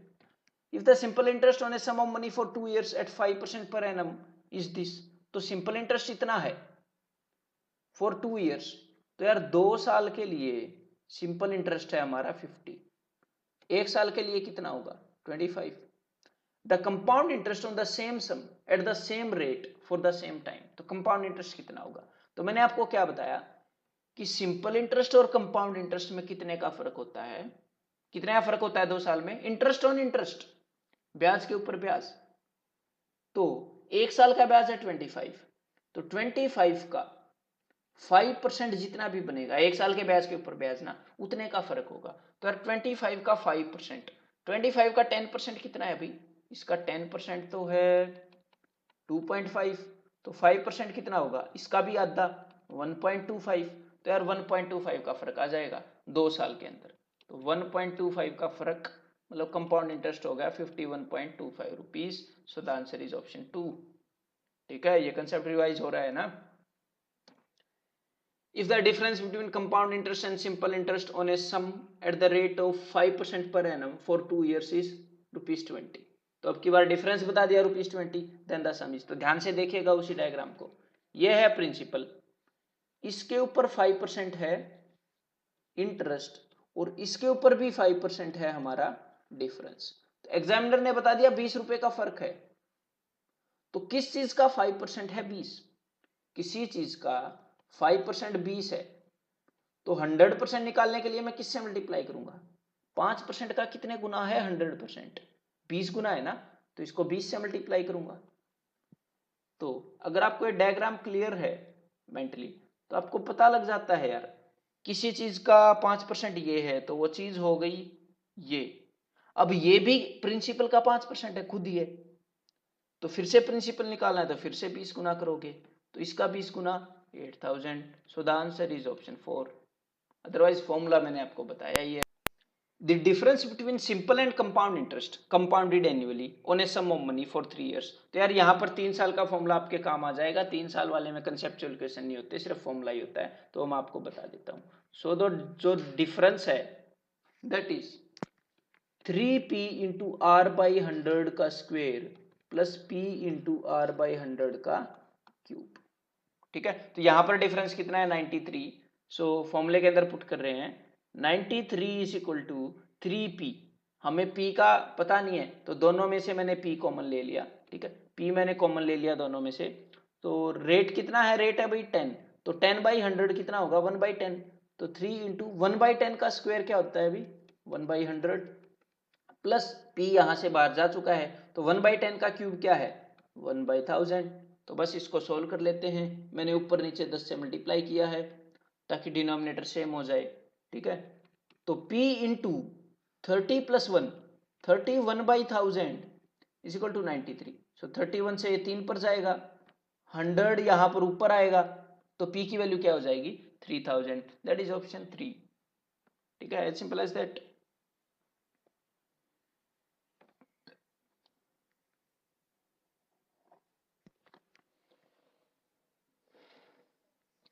A man borrowed some money from a private organization at 5% simple interest per annum.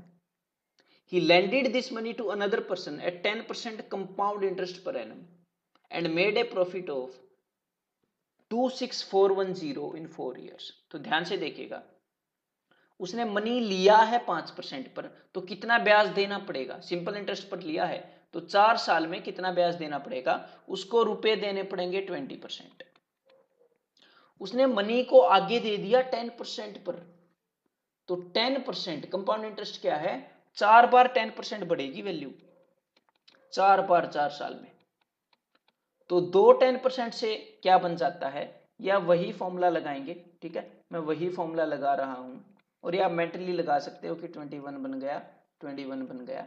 ठीक है, थोड़ी सी प्रैक्टिस के बाद। और 2 21 से क्या बन जाएगा, फिर से वही फॉर्मूला लगाएंगे, तो 2 21 से बन जाएगा 42 प्लस 4.41 दैट इज 46.41%। तो यार कंपाउंड इंटरेस्ट इतने परसेंट बन गया, सिंपल इंटरेस्ट इतना है, और उसको कितने का फायदा हुआ, उसको इतने का फायदा हुआ। फायदे का क्या मतलब है, कंपनी को उसने इतने रुपए दिए, आगे आदमी से इतने लिए, तो कितने का फायदा हुआ होगा, दिस माइनस दिस कितना हो गया 46 माइनस 20 26.41% इतने का फायदा हो गया उसको। ठीक है, तो अब कंपेयर कर लेते हैं। और एग्जामिनर क्या बोल रहा है, एग्जामिनर बोल रहा है इतने रुपए का फायदा हो गया, इतने परसेंट की वैल्यू है 26410। तो आप मेरे को ये बताओ ये कितने गुना आपको लग रहा है, 2 के बाद पॉइंट भी हट गया, एक जीरो भी है, मतलब भाई ये तो 1000 टाइम्स है, तो 1% की वैल्यू क्या होगी 1 का 1000 टाइम्स। ठीक है, तो 100% कितना हो जाएगा, 100% हो जाएगा 100,000। So therefore the answer will be option 4।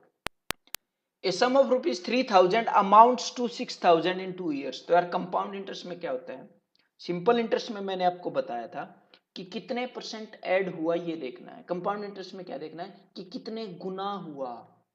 सो जो सम ऑफ मनी था वो 3000 से 6000 हो गया, कितने गुना हो गया 2 गुना हो गया इन 2 years, मतलब 2 साल में 2 गुना होता है, तो 4 साल में कितना होगा यार, 4 साल में 2 साल तक तो हम पहुंच ही चुके हैं, तो 2 साल में 2 गुना हुआ है, तो अगले 2 साल में भी 2 गुना, तो यार ये 12,000 हो जाएगा, आंसर हो जाएगा ऑप्शन सेकंड। ठीक है, तो बस ये देखना है कितने गुना हुआ।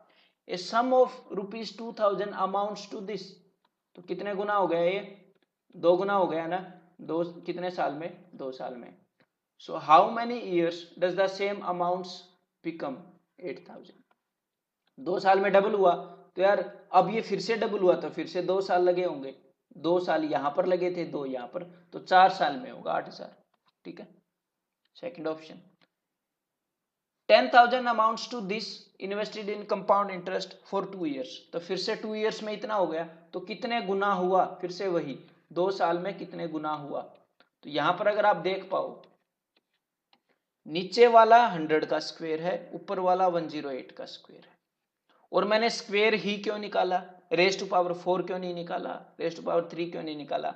बिकॉज यहां पर बात है 2 ईयर्स की, 2 ईयर्स की बात हो रही है, इसीलिए प्रिंसिपल 2 बार कुछ ना कुछ गुना हुआ होगा, 2 बार कुछ ना कुछ गुना होके अमाउंट आया होगा, तो मैं क्या करूंगा, 2 साल की बात है तो जितने भी गुना हुआ उसका स्क्वायर रूट निकालूंगा, 3 साल की बात है तो क्यूब रूट निकालूंगा। ठीक है, तो भाई ये 108/100 का स्क्वायर है, मतलब हर एक साल 108/100 गुना होता रहा होगा, तो रेट ऑफ इंटरेस्ट कितना होगा, 108/100 कितने परसेंट बढ़ाने के लिए करते हैं, 8%, तो rate of interest is 8% per annum. ठीक है, in what time in years will ₹8,000 amounts to this at 5% per annum, कितने टाइम में, तो देख लेते हैं भाई, 9261/8,000। तो एक बात मैंने आपको बताई है कि यार ऊपर वाला 21 का क्यूब है ये याद रखना, और 12 तक के क्यूब याद रखना, और ये तो 20 का क्यूब है ये पता ही होगा। तो 21/20 का 3 गुना, और व्हाट इज 21/20, 21/20 होता है 105/100, जो कि 5% बढ़ाने के लिए यूज करते हैं। तो इसका मतलब 5% 3 बार बढ़ाया गया, इसका मतलब 3 साल होगा भी टाइम, तो आंसर क्या हो जाएगा, ऑप्शन 1। ठीक है, इस टाइप का कंसेप्ट है। And one piece of advice कि आपने क्या करना है, सबसे बड़ी जो क्वालिटी है सक्सेसफुल पर्सन की, या फिर यू कैन से किसी भी काम में अगर सक्सेसफुल होना है, there is no such person as successful person और अनसक्सेसफुल पर्सन। कोई फेलियर है, कोई फेलियर नहीं होता। कुछ लोग काम करते हैं, कुछ नहीं करते, तो जो आदमी जो काम करेगा वो उसी चीज में एक्सपर्ट हो जाएगा, सिंपल सी बात है। जो खाली रहेगा वो खाली रहने में एक्सपर्ट हो जाएगा, जो क्रिकेट करेगा क्रिकेट में एक्सपर्ट हो जाएगा। बिकॉज ह्यूमन माइंड क्या है, ह्यूमन माइंड डेवलप होता है यार टाइम के साथ। जो भी आप स्किल करते हो डेली प्रैक्टिस, आपका माइंड वो एक्वायर करता है, नॉर्मल सी बात है। किसी का भी माइंड ऐसा नहीं है जो नहीं करेगा एक्वायर। तो अगर कोई आपको ये बोले आप डम्ब हो, आप अनइंटेलिजेंट हो, तो उसकी बात मत मानना। हाँ ये जरूर है, किसी का माइंड 2 हफ्ते में जितनी स्किल एक्वायर करता है उतनी एक्वायर करने में किसी को 4 हफ्ते लग जाते हैं। ठीक है, एक्वायर जरूर करता है यार, कुत्ते भी एक्वायर कर लेते हैं कि सिट डाउन गेट अप कर लेते हैं ना एक्वायर, वी आर ह्यूमन, हम एक्वायर कर सकते हैं। तो सबसे बड़ी बात क्या है कि कीप गोइंग, ये मत बोलो उसने 2 महीने में किया उसने 6 महीने में, keep going. Consistency is one of the biggest thing जो आपको सक्सेस दिलाएगी। Just keep going, just keep going, करते रहो, गलत डायरेक्शन में नॉट कीप गोइंग, समझ गए ना, गलत डायरेक्शन में मत जाते रहना, फिर गलत डायरेक्शन में जाने में एक्सपर्ट हो जाओगे। मतलब गाइडेंस अच्छी जरूर होनी चाहिए यार, you must keep going, but guidance अच्छी होनी चाहिए। एक ठीक डायरेक्शन में जाते रहोगे तो कभी ना कभी तो पहुंचोगे ही। कछुआ भी तो रेस जीत गया था।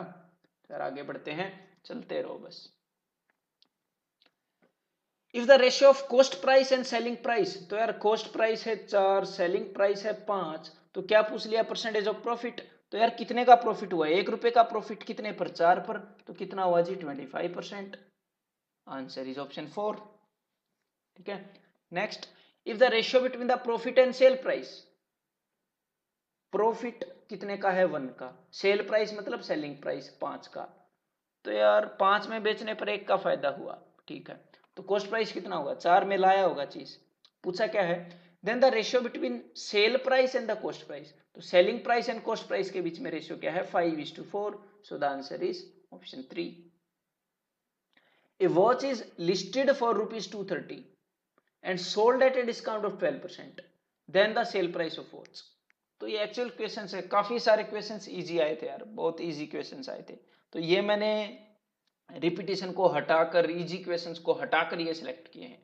हाँ कुछ क्वेश्चन अच्छे भी हैं, वो कर लेंगे, मतलब अच्छे हैं, कंसेप्चुअल है, मजा आएगा करने में। तो 12% का डिस्काउंट दिया, तो यार सीधी सी बात है, इसको 12% कम कर दो, नथिंग फैंसी है।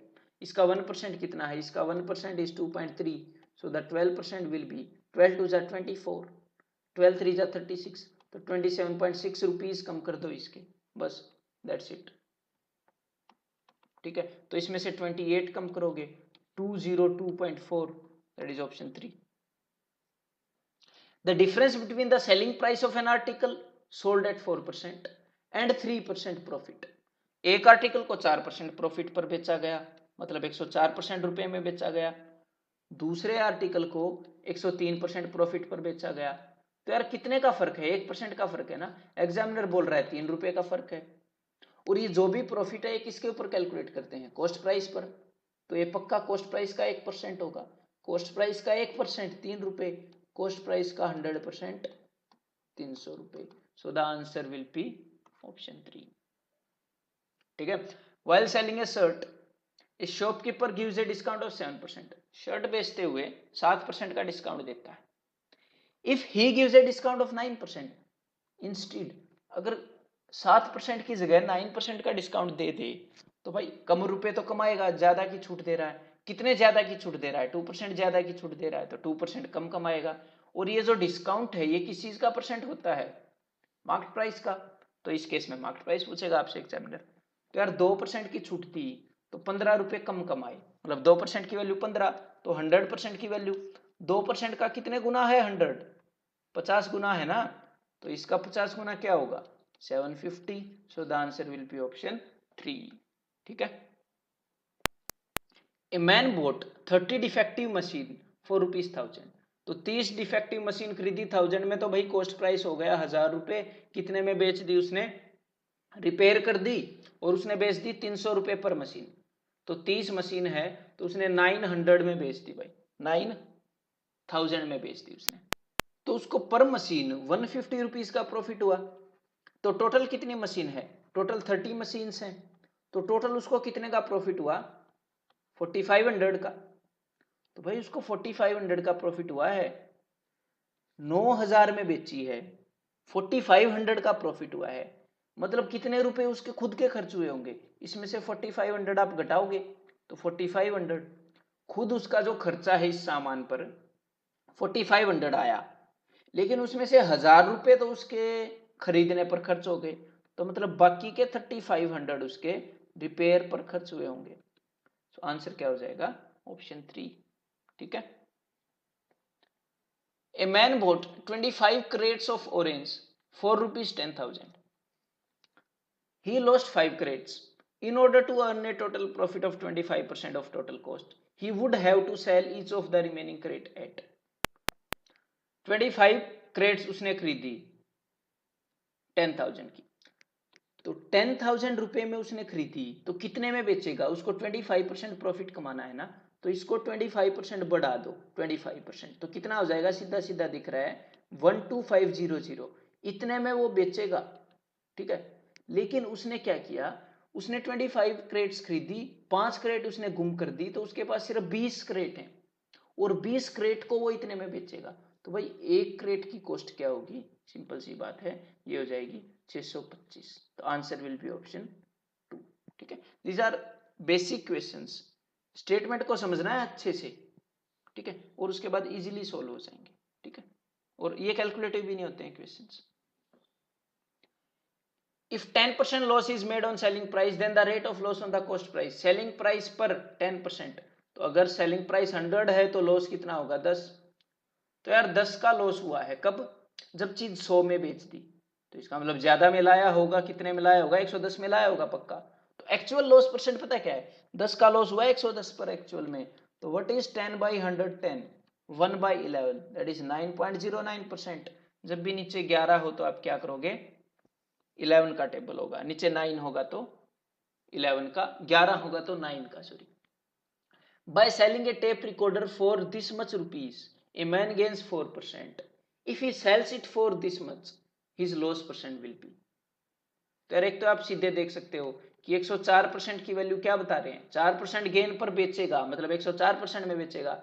104% की वैल्यू बता रहे हैं 1040, 10 गुना है ना। और पूछ रहे हैं आपसे कि 950 में बेचेगा तो कितना नुकसान होगा। तो 104 का 10 टाइम्स है, ये 95 का 10 टाइम्स है, मतलब ये 104% के बराबर है तो ये 95% के बराबर होगा। डायरेक्टली रिलेट कर पा रहे हैं, तो पक्का उसको 5% का लॉस होगा। यहां पर सिर्फ 95% वैल्यू रिकवर कर पाएगा, 5% का नुकसान हो जाएगा। Answer is option 1। A merchant changed his trade discount from 25% to 15%, he would increase selling price by. मतलब क्या हुआ, 100 रुपए की चीज को वो पहले 75 में देता था, 25% था ना उसका डिस्काउंट। अब वो क्या करता है, 85 में देता है, 15% डिस्काउंट देता है। तो पहले सेलिंग प्राइस कितना था 75, अब सेलिंग प्राइस कितना है 85, तो कितने का इंक्रीमेंट हुआ 10 का इंक्रीमेंट हो गया ना किस पर 75 पर।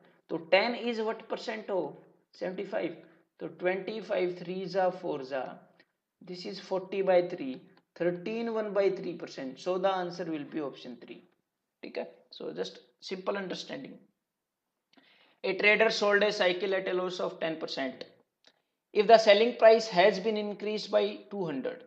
अगर सेलिंग प्राइस 200 इंक्रीज कर दिया होता he would have been a gain of 6%। तो क्या मतलब है कि यार उसने 10% लॉस पर बेची, ठीक है, तो मान लीजिए कॉस्ट प्राइस है, तो उसने 10% लॉस पर बेच दी, 10% कम रुपए रिकवर कर पाया वो, उसका सेलिंग प्राइस सिर्फ 90% था। अब ये क्या बोल रहे हैं कि 200 रुपए और ले लेता, सिर्फ 200 रुपए और ले लेता, तो उसको 6% का फायदा हो जाता, 6% का। तो क्या मतलब है 200 रुपए की जगह क्या है एक्चुअल कि अब उसने इतने में बेची ना, इतने में, अब इतने में, ये बोल रहे हैं इतने में बेच देता तो यहां से 200 रुपए ज्यादा ले लेता। तो एक्चुअल में ये 200 रुपए कितने परसेंट का रोल प्ले कर रहे हैं, ये 200 रुपए 16% का रोल प्ले कर रहे हैं ना, देख रहे हो ना कि 200 रुपए लेने से 10% का लॉस भी कवर हो गया और 6% का फायदा भी हो गया। तो यार 16% की वैल्यू 200 के बराबर है, ये बोल रहा है एग्जामिनर। अब उसने पूछा क्या है कॉस्ट प्राइस, तो मतलब कि 100% कितना है, तो यार 1% है 200/16, 100% क्या होगा इंटू 100, तो बस कैंसिल आउट कर दो। 4 से इसको मैंने कैंसिल आउट किया तो क्या आ जाएगा 50, 4 से इसको किया तो 25, तो 50 इंटू 25 क्या आ जाएगा 1250। सो the answer will be option 3। ठीक है, the profit in rupees after selling an article for 524। किसी आर्टिकल को 524 में बेचा तो जो प्रॉफिट हुआ वो सेम है, किस चीज के सेम है, as the loss after selling the article in this much. देखिए इस कंडीशन को मैं रिप्रेजेंट करता हूं, मान लीजिए ये कॉस्ट प्राइस है, तो 524 में प्रॉफिट हो रहा है, हाँ जी हो रहा है, कितने का प्रॉफिट, इतने का प्रॉफिट।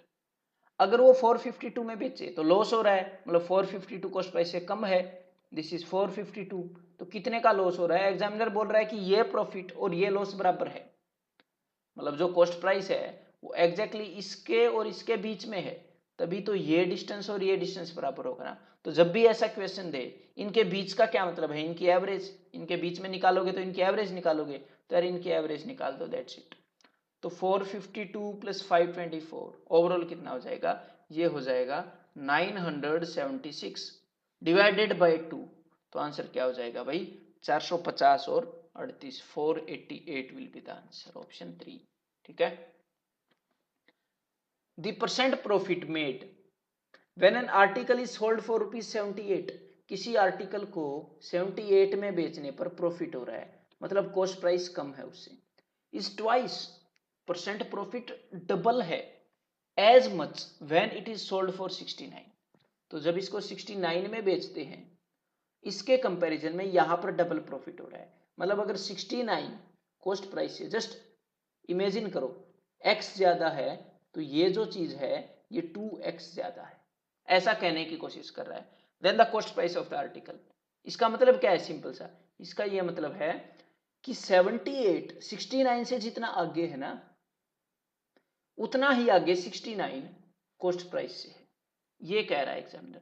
तो 69 से कितना आगे है, ये 9 आगे है ना, तो ये भी कॉस्ट प्राइस से 9 आगे है, तो कॉस्ट प्राइस कितना है अभी, कॉस्ट प्राइस है 60। मतलब आपको जस्ट कंडीशन को समझना होता है कि क्या बोल रहा है एग्जामिनर, तो आंसर क्या हो जाएगा ऑप्शन 1। आई होप ये समझ में आ गया होगा। आगे बढ़ते हैं, ए shopkeeper marks his goods 40% above the cost price. तो 40% अबव मार्क करता है, मतलब 100 रुपीज की चीज को 140 की मार्क कर देता है, and allows a discount of 25%। तो भाई 100 की चीज के ऊपर 140 लिख दिया, फिर 25% डिस्काउंट दे दिया, तो 25% मतलब 1/4, तो इसका 1/4 कितना है भाई, इसका आधा है 70, 70 का आधा है 35, तो 35 का डिस्काउंट दिया तो कितने में बेचेगा 105 में। तो 100 की चीज को रेट बढ़ाकर वापिस घटाकर 105 में बेच रहा है, तो मतलब 5% फायदा कमा रहा है, आंसर इज ऑप्शन 1। ठीक है, just keep going. Just keep going, you will be successful. A dealer marks his goods 20% above cost price. तो 100 की चीज के ऊपर 120 लिख दिया, then he allow some discount, फिर कुछ डिस्काउंट दिया और इतने का डिस्काउंट दिया कि उसको 8% का फायदा हुआ। मतलब 108 में बेची चीज, 8% फायदा तो तभी होगा जब 108 में चीज बेचेगा। तो भाई कितने परसेंट का डिस्काउंट दिया? 120 पर 12 रुपए कम कर दिए उसने। 120 पर 12 रुपए कितने परसेंट है 120 का? 10%। तो डिस्काउंट दिया उसने 10% का। ठीक है। A man sells an article at 15% profit, 15% फायदे पर बेच रहा है वो। If he sold it for 6 rupees more he would have gained 18%। तो भाई क्या है कि 15% फायदे पर बेच रहा है, अगर 6 रुपए और ले लेता तो 18% फायदा हो जाता। तो मतलब क्या है कि भाई 3% की वैल्यू 6 रुपए है, 1% की वैल्यू 2 रुपए है, तो 100% की वैल्यू 200 रुपए है। तो कॉस्ट प्राइस क्या हो गया उसका? 200 रुपए। ठीक है। So simple questions. A dealer sold an article at 6% loss, had he sold it for ₹64 more. ये कॉस्ट प्राइस है, उसने 6% लॉस पर बेचा। अगर वो 64 रुपीज और ले लेता तो उसको फायदा हो जाता भाई 10% का। मतलब 6% नुकसान की बजाय 10% फायदे में रहता। मतलब 16% की वैल्यू 64 है, तो 1% की वैल्यू 4 है, तो 100% की वैल्यू 400 है। ठीक है। These questions can be done mentally like this by everyone. A cloth merchant has announced 25% rebate in prices, कि भाई 25% का डिस्काउंट दूंगा, उसने ये बोला है। If one needs to have a rebate of ₹40, किसी आदमी को 40 रुपए का डिस्काउंट लेना है, वो कितने का डिस्काउंट दे रहा है? 25% का। मतलब जितने का भी सामान खरीदोगे मैं 25% का डिस्काउंट दूंगा। तो अगर आपको 40 रुपए का डिस्काउंट चाहिए तो 25 का डिस्काउंट चाहिए, तो 25 40 के बराबर है, तो एक्चुअल में आपको 4 गुना चीज खरीदनी पड़ेगी, 160 रुपए की चीज खरीदनी पड़ेगी। तभी तो जो डिस्काउंट आपको मिलेगा, डिस्काउंट है 25%, तो जो डिस्काउंट आपको मिलेगा वो 40 रुपए के बराबर होगा ना। 40 रुपए का डिस्काउंट चाहिए, तो मतलब सीधी सी बात है 160 की चीज खरीद लो। अब पूछा क्या है, then how many metres of cloth costing ₹32 per metre, कि 32 रुपीज पर मीटर वाला क्लॉथ कितना खरीदेंगे? तो भाई 160 में कितना आ जाता है? 5 मीटर आ जाता है, तो 5 मीटर खरीद लेंगे, हमें 40 रुपए का डिस्काउंट मिल जाएगा। ठीक है। आगे बढ़ते हैं फिर। ए trader marks his goods in such A way that after allowing a discount of 10%, 10% discount देने के बावजूद, ही gains 15%। An article which cost him ₹720, his market price is. तो यार इसके अंदर एग्जामिनर क्या करेगा ये मैं आपको बता देता हूं, ध्यान से देखना है, कई बार पूछता है ऐसे क्वेश्चंस। ये 3 प्राइसेस हैं, इनके बीच में रिलेशन आपको बताता है। जैसे यहां पर कौन कौन सी रिलेशन बताई है कि 10% डिस्काउंट दिया, और क्या बताया है कि 15% प्रॉफिट हुआ। तो आपने पता है कैसे देखना है, डिस्काउंट प्रॉफिट ऐसे नहीं देखना, आपने जस्ट ऐसे देखना है, किसी एक वैल्यू को 15% बढ़ाकर एक और वैल्यू आ जाती है, किसी एक और वैल्यू को 10% घटाकर वो वैल्यू आ जाती है। एग्जामिनर क्या करेगा, या तो ये बताएगा या ये बताएगा और दूसरा पूछ लेगा, इस टाइप की फॉर्मेशन में। यहां पर उसने क्या बताया, कॉस्ट प्राइस बता दिया 720, तो सिंपल सी बात है, एसपी कैसे आएगा, इसको 15% बढ़ाकर। तो ये लीजिए भाई, सेलिंग प्राइस पर पहुंच गए। अब मेरे को ये बताओ, मार्केट प्राइस पता हो तो सेलिंग प्राइस कैसे निकालोगे? 10% घटाओगे, तो मार्केट प्राइस को किससे मल्टीप्लाई करोगे? 9/10 से, तो सेलिंग प्राइस आ जाएगा। तो सेलिंग प्राइस को ऐसी किस वैल्यू से मल्टीप्लाई करूँ कि मार्केट प्राइस आ जाए? 10/9 से। सेलिंग प्राइस को 10/9 टाइम्स करूंगा तो मार्केट प्राइस आ जाएगा। तो बस यार इसको सोल्व कर लो, nothing fancy here. So 2 zeros से 2 zeros कैंसिल हो गए, एंड 9 8 जा 72, तो ये क्या हो जाएगा? 920। ठीक है, आंसर विल बी ऑप्शन। तो ऐसे करना है, एग्जामिनर इन दोनों में से कुछ भी दे देगा, आपने जस्ट ट्रेवल थ्रू करना है इस चीज के। और ये डायग्राम बनाना जरूरी नहीं है, मेंटली देख सकते हो, जैसे इसके अंदर मेंटली देख लेते हैं, उसी टाइप का क्वेश्चन है। A dealer purchased an article for 900, 900 में खरीदा, and fix the list price in such A way that he gains 20%, 20% का फायदा हो रहा है। ये क्या है? Cost price. तो मैं सेलिंग प्राइस पर पहुंचने के लिए क्या करूंगा? 20% इंक्रीज करूंगा, मतलब 6/5 से मल्टीप्लाई करूंगा 120/100 से। तो मैं कहां पर पहुंच गया, सेलिंग प्राइस पर पहुंच गया। अब क्या है, आफ्टर अलाउिंग 10% डिस्काउंट, मतलब मार्केट प्राइस को 10% कम करके ये आया है, मार्केट प्राइस को 9/10 करके ये आया है, तो मैंने इसको 10/9 कर दिया, मैं मार्केट प्राइस पर पहुंच गया। अब हमारे हाथ में है एमपी, मतलब लिस्ट प्राइस या मार्केट प्राइस कुछ कह लो, तो अब बस इसको सोल्व कर लो। ठीक है, तो ये आंसर क्या हो गया, 6 2 1200, आंसर इज ऑप्शन 3।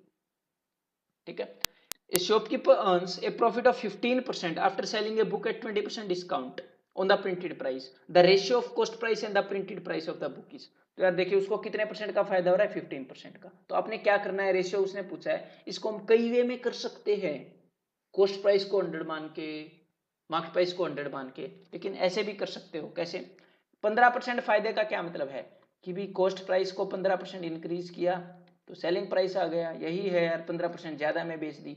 20% डिस्काउंट का क्या मतलब है कि भाई मार्केट प्राइस को 20% कम किया और बेच दिया, तो दोनों वैल्यू सेलिंग प्राइस के लिए हैं, तो मैं दोनों को इक्वेट कर सकता हूं। तो जस्ट हमने ये सेलिंग प्राइस की अलग अलग फॉर्म्स को इक्वेट कर दिया। अब पूछ क्या रहा है, ratio of cost price and printed price, printed price मतलब मार्केट प्राइस, तो मार्केट प्राइस को उधर नीचे भेज दो और 100 से 100 कैंसिल कर दो, तो ये कर लेते हैं, 100 से 100 कैंसिल हो गया और मार्केट प्राइस को यहां पर वहां पर नीचे बेच देते हैं और 115 को यहां पर बेच देते हैं। ठीक है, तो मार्केट प्राइस यहां पर आ गया और 115 यहां पर आ गया, तो cost price and market price का रेशियो क्या हो गया, 516 जा 523 जा 16:23, answer will be option 3। If cost price of 20 books is the same as the selling price of 25 books, तो यार 20 का cost price is equal to 25 का सेलिंग प्राइस, तो इसमें मैंने क्या बताया है, कॉस्ट प्राइस को उधर नीचे ले जाओ, एसपी बाई सीपी कर लिया करो, 25 को इधर ले जाओ, 5 4 जा 5 5 जा, 5 में खरीदी और 4 में बेच दी, नुकसान हो गया यहाँ पर, तो 1 का नुकसान 5 पर, 20% का नुकसान, that is option A. Exactly same question, cost price of 28 articles is equal to selling price of 21 articles, तो अगेन कॉस्ट प्राइस को सेलिंग प्राइस के नीचे ले जाओ, 21 को यहां पर, तो कितने का फायदा हो गया, 7 का फायदा हो गया ना, देखो कितने पर, 21 पर, तो what is this, this is 1/3, what is 1/3, 1/3 is 33.33%, that is option 2। ठीक है, 12 copies of a book were sold for this money rupees, इतने रुपए की बेच दी, thereby gaining cost price of 3 copies, तो आपने क्या देखना है, 12 कॉपी बेच दी, तो एक कॉपी का, ध्यान से सुनना मेरी बात को, एक कॉपी का सेलिंग प्राइस है एसपी, एक कॉपी कितने में बेची, एसपी में, 2 कॉपी 2 इंटू एसपी में, 3 कॉपी 3 इंटू एसपी में, तो 12 कॉपी का सेलिंग प्राइस क्या है, 12 इंटू एसपी, एक कॉपी का कॉस्ट प्राइस मैंने सीपी मान लिया, तो 12 कॉपी का कॉस्ट प्राइस क्या होगा, 12 इंटू सीपी, यहां पर उसको फायदा हुआ है ना, मतलब सेलिंग प्राइस कॉस्ट प्राइस से ज्यादा है, तो सेलिंग प्राइस कितना ज्यादा है भाई, 3 कॉपीज के कॉस्ट प्राइस के बराबर का फायदा हुआ है, तो 3 कॉपीज का कॉस्ट प्राइस क्या है, 3 सीपी, तो कॉस्ट प्राइस में मैंने गेन ऐड कर दिया तो एसपी आ गया। तो एग्जामिनर क्या करता है, ध्यान से सुनना इस बात को, कभी कभी ये चीज नहीं देता है और आपसे गेन और लॉस परसेंट पूछता है, तो ये आप कैसे निकालोगे, 12 + 3 15 CP is equal to 12 SP, SP by CP is equal to 15/12, that is 3 5 जा 3 4 जा 25% गेन। या फिर ये समझ में आ गया, या फिर कभी कभी क्या करता है, इस टाइप का क्वेश्चन दे देता है। ठीक है, ये तो ऐसे क्वेश्चन में क्या करोगे, देखो इसके बाद क्या करोगे, उसने क्या बोला, 12 copies were sold for this many rupees, तो कितने की बेच दिए, इतने की बेच दी, 12 कॉपी, अगर 12 कॉपी इतने की बेच दी उसने, तो ये जो 12 + 3 15 का कॉस्ट प्राइस इसी के बराबर है ना, जितने की 12 बेची, तो एक कॉपी का कॉस्ट प्राइस पूछ लेगा, ऐसे ही करता है, या फिर कॉस्ट प्राइस बताकर सेलिंग प्राइस पूछ लेता है, तो 15 से मैं इसको कैंसिल करूंगा। ठीक है, 15 1 जा 15 2 जा 0 जा, तो कॉस्ट प्राइस कितना आ गया एक कॉपी का, 120।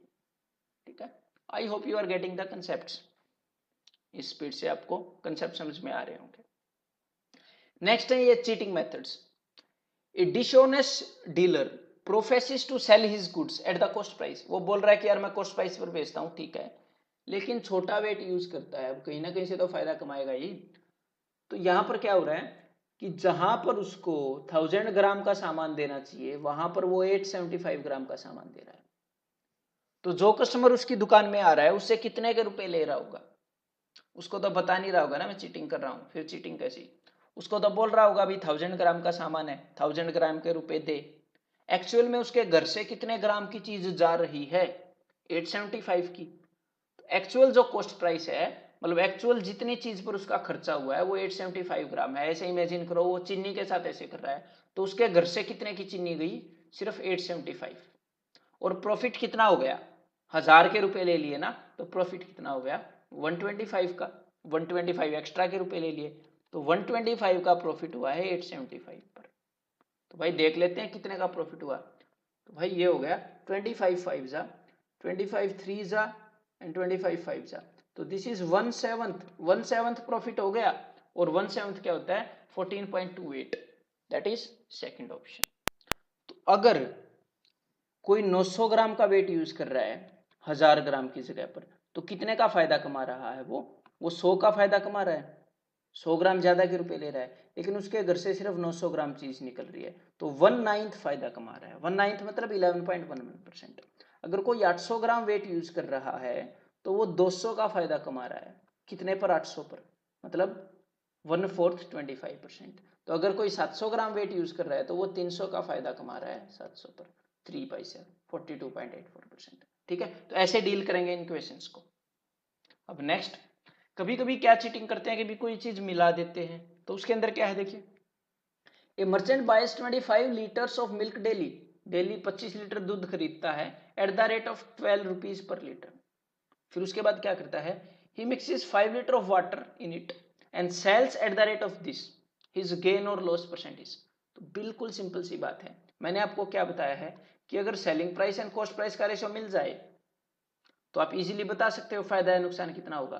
तो सेलिंग प्राइस कितना है ये बताइए, कितने लीटर चीज बेच रहा है वो, 25 लीटर दूध था उसके पास, था 5 लीटर पानी मिला दिया, हाँ जी, तो वो 30 लीटर चीज बेच रहा है, 25 लीटर दूध 5 लीटर पानी, और उसका रेट क्या है 30 लीटर चीज का 10.40, ये तो हो गया सेलिंग प्राइस।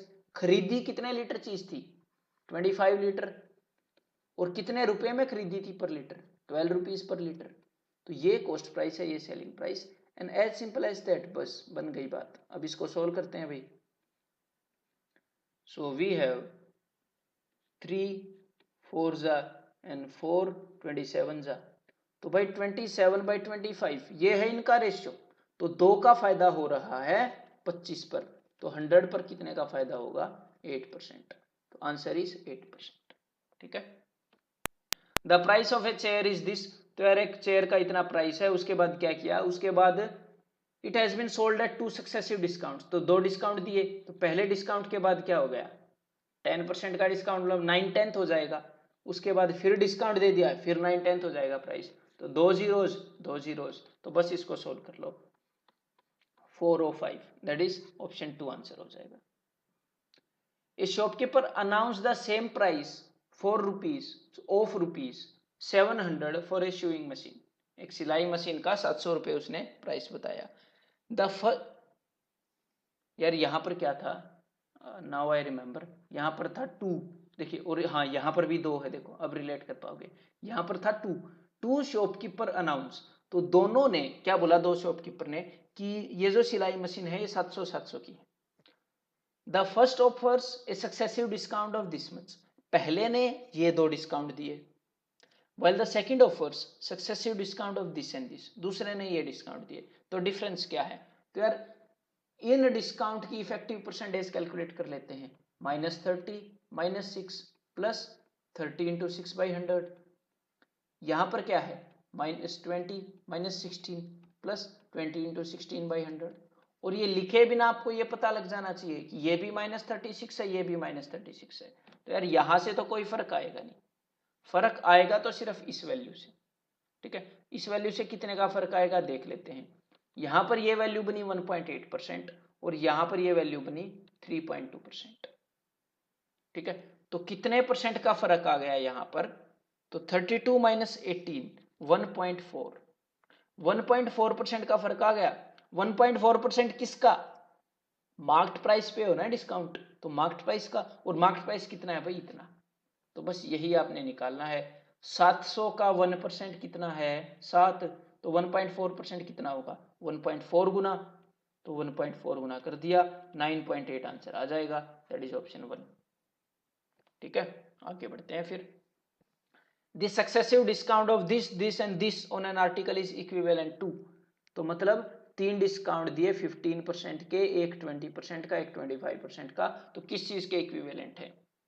यहां पर भी वो तीनों चीजें लगा सकते हो जो मैंने परसेंटेज के अंदर बताई थी। तो इजीएस्ट क्या रहेगा इनके अंदर कि भाई जब 15% का डिस्काउंट देते हैं तो वैल्यू हो जाती है 85/100, 20 का दे देते हैं तो 80/100 मतलब 4/5, इतने का दे देते हैं तो 75, 1/4 कम हो जाती है तो 3/4 रह जाती है।